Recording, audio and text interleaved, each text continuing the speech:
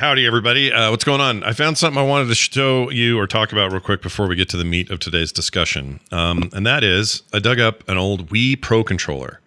Now, you may have forgotten that this existed for the Wii. You could go out and buy this, just like you can buy a Switch Pro controller now.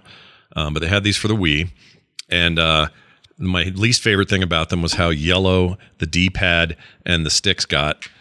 Pretty gross. Also, the throw on these sticks, these may as well be N64 sticks, man. My gosh.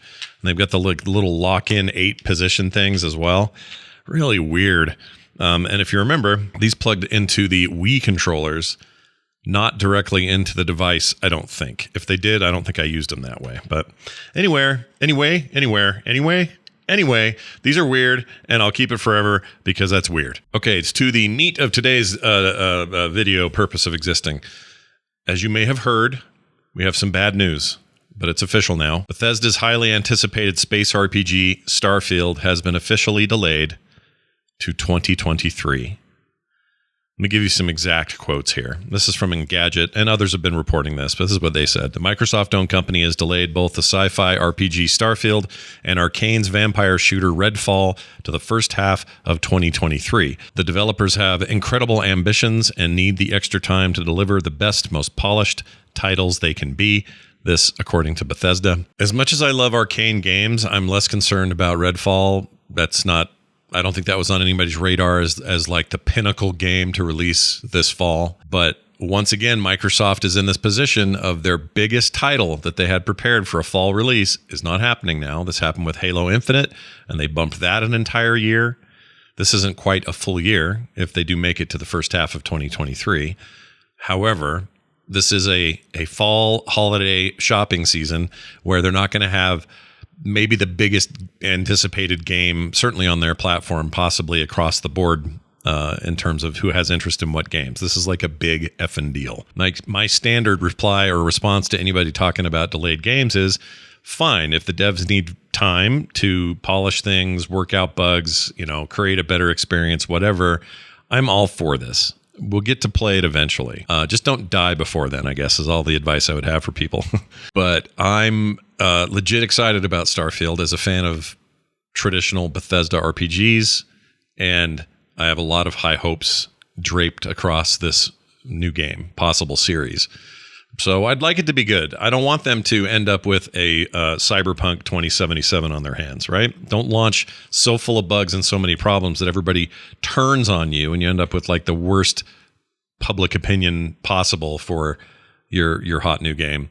So do take the time that you need. But look how unfortunate this is, okay?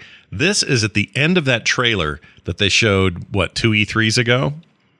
Or was it maybe last E3? I don't remember now. It's all a jumble because they're all televised now and nobody was there live. But anyway, look what they did at the end. You don't get to do this very often and get away with it. Go for launch. I mean, they just straight up showed the date, like hard-coded into pre-rendered video format. You don't get to extract that. You can't take that out.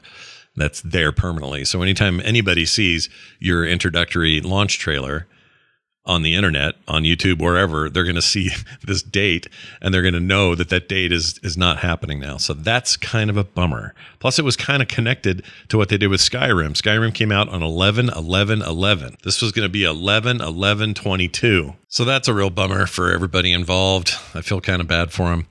Also, what they're basically saying is I have to wait an extra possible full year. Well, yeah, it'll be a year before we see this game. I got to wait a whole nother year before I get some closure on this sandwich. Of stars is so vast, but that we have measured it. There's one bite taken out of the sandwich. Did this pilot that we're going to play, is it his sandwich?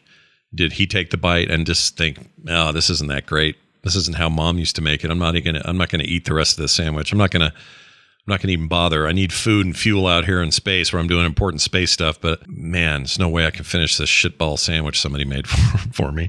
And let's be honest, that sandwich is probably made by one of these robots that are out there doing stuff. So would you eat a robot sandwich?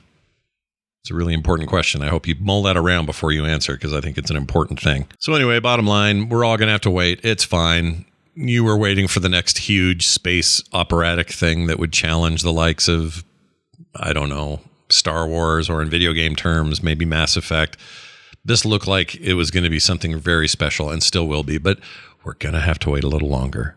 The nice thing is, it's still a Game Pass exclusive for day one. I shouldn't say exclusive. You can still buy it on day one, but it's an Xbox Game Pass / Xbox exclusive, which, again, this will be the culmination of the purchase of Bethesda. Like, this is going to be the moment where we go, oh, right, Microsoft bought Bethesda. That is no longer a launch day, let's give it to everybody kind of game. But it will be on PC and Steam and other places that Microsoft currently puts that stuff.